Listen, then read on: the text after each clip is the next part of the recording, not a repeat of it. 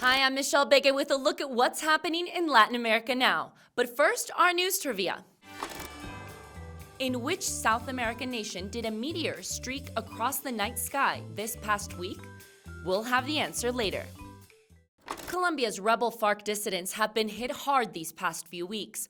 On Monday, the Colombian government announced at least 10 people were killed in an operation targeting the group that took up arms again after rejecting the 2016 peace deal. The joint police and military operation was specifically going after the leader of FARC dissidents, Iván Mordisco. In other developing news, Iván Márquez, a former peace negotiator of the FARC who rearmed in 2019, is said to have survived an assassination attempt. The Colombian government has not yet confirmed, but the guerrilla group Second Marquetalia sent a video message claiming Iván Márquez has survived an attack in Venezuela.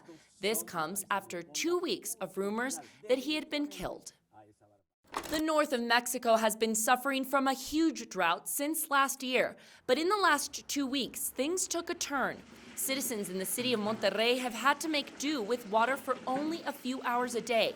Heavy heat and the lack of rain are the problem, despite being a modern and thriving capital city of the prosperous Nuevo León state. Few houses are equipped with water tanks. In March, local authorities began restricting water use as 3 dams that supply the city have dried up. Deforestation in the Amazon rainforest is at the highest level in 6 years. This according to a report by the National Space Agency, INPE.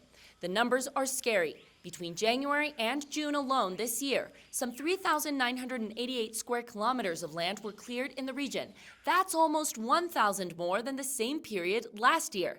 Environmental experts blame the increase on Brazil's President Jair Bolsonaro, who has rolled back environmental protections. Now let's check in with my colleague Joel Richards from Argentina. He's been reporting on anti-governmental protests in Buenos Aires. Last Saturday marked Argentina's 206th anniversary of independence, but there was little to celebrate as the country is mired in an economic crisis. Protests are now part of daily life in Argentina. At the weekend, leftist organisations marched, demanding an overhaul of economic policy to help lower-income families that are suffering the most. But elsewhere, right-wing groups marched, demanding not only a change in policy, but a change in government. Their anger is firmly focused on Vice President Cristina Fernández de Kirchner.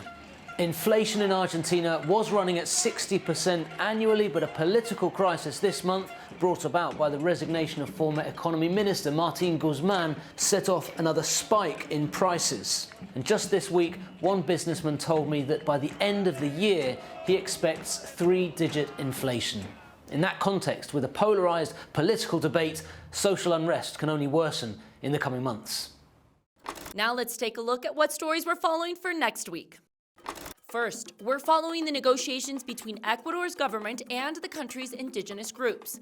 They're addressing the demands that sparked 2 weeks of protests in June. The roadmap for a dialogue between the two parties has been presented after mediation with the Catholic Church. 10 issues are to be discussed on the list of demands. Among them, a moratorium on farmers' debts and fuel subsidies. Second, the Nicaraguan government recently ordered the closure of over 100 NGOs. The closures include the Missionaries of Charity of the Order of Mother Teresa of Calcutta. The number of non-government agencies that are outlawed in the country has now reached 758 out of 6,000. The government argues that the missionaries are not accredited to function by the Ministry of Family. They also don't have permission from the Ministry of Education to reinforce learning. One of the shelters administered by the nuns works with abandoned or abused adolescents who are given psychological help and education. And now the answer to our news trivia. The answer is B. The meteor produced a flash of light that was caught on camera in Santiago, Chile. City residents claim they heard loud booming sounds as well. Academics at the Concepcion University said it was a rock formation that burned when entering the Earth's atmosphere. The bright meteors were also spotted over the skies of New Zealand's capital city. And that's it for this week. We'll see you again soon on Latin America Now.